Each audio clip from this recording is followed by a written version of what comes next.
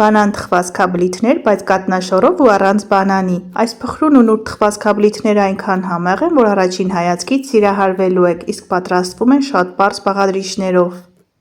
Խորհուրդ կտամ պատրաստել միանգամից կրկնակի չափաբաժնով, քանի որ որքան արագ պատրաստվում, նույնչափ արագ էլ վերջանում են, քանի որ ստացվում են չափազանց համեղ։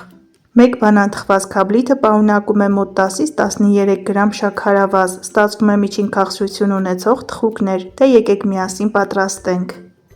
100 գրամ սենյակային ջերմաստիճանի փափուկ կարագը հարում ենք այնքան, մինչև զանգվածը մի լավ փրփրի, այնուհետև ավելացնում ենք նույնչափ թթվասեր և մեկ պտղուն ծաղ։ Խմորի մեջ շաքարավազ չենք օգտագործում, այս թխվածքա բլիթների քաղցրությունը զգացվում է միայն կատնաշոռային միջուկից։ Բարեկամներ, բաղադրիչները կարող եք միացնել նաև ձեռքի հարիչով, ոչ մի տարբերություն։ Ալյուրի վրա ավելացնում ենք փխրեցուցիչը և մաղելով ավելացնում ենք թաց բաղադրիչների վրա։ Եթե ցանկանում եք ստանալ իդեալական արդյունք, այս բաղադրատոմսի մեջ փխրեցուցիչը մի փոխարինեք սոդայով, սա պարտադիր պայման է։ Հունցում ենք ձեռքերին չկպչող փափուկ խմոր, դնում ենք սառնարան, թողնում ենք հանգստանալ 10-ից 15 րոպե, այդ ընթացքում պատրաստում ենք միջուկը։ 150 գրամ կատնաշոռի վրա ավելացնում ենք 1 ձվի դեղնուց, 5 գրամ վանիլային շաքարավազ և ձեռքի բլենդերով հարում ենք։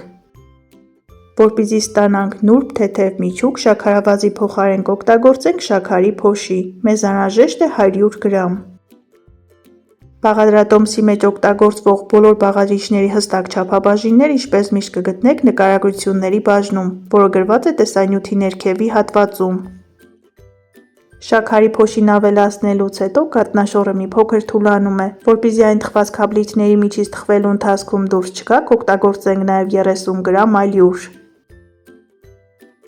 Կատնաշոռային միջուկը պատրաստ է, խմորը հանգստացել է, մնում է միայն ձևավորենք թխուկները, ինչպես տեսնում եք, հեշտ, արագ, պարզ բաղադրիչներով պատրաստվող բաղադրատոմս է։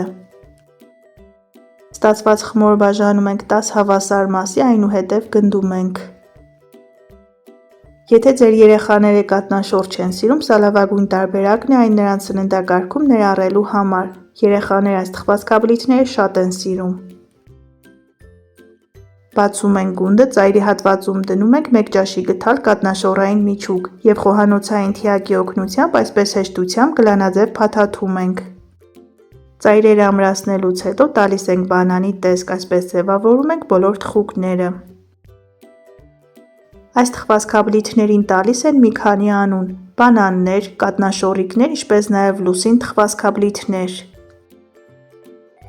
Վրան ոչինչ չենք քսում, դնում ենք 180 աշճան տաքացված ջեռոցը, թողնում ենք մինչև համաչափ գեղեցիկ կարմրեն։ Կախված ջեռոցի հզորությունից թխվում են 20-ից 25 րոպե։ Թողնում ենք ամբողջությամբ հովանան, վերջում վրան ցանում ենք շաքարի փոշի։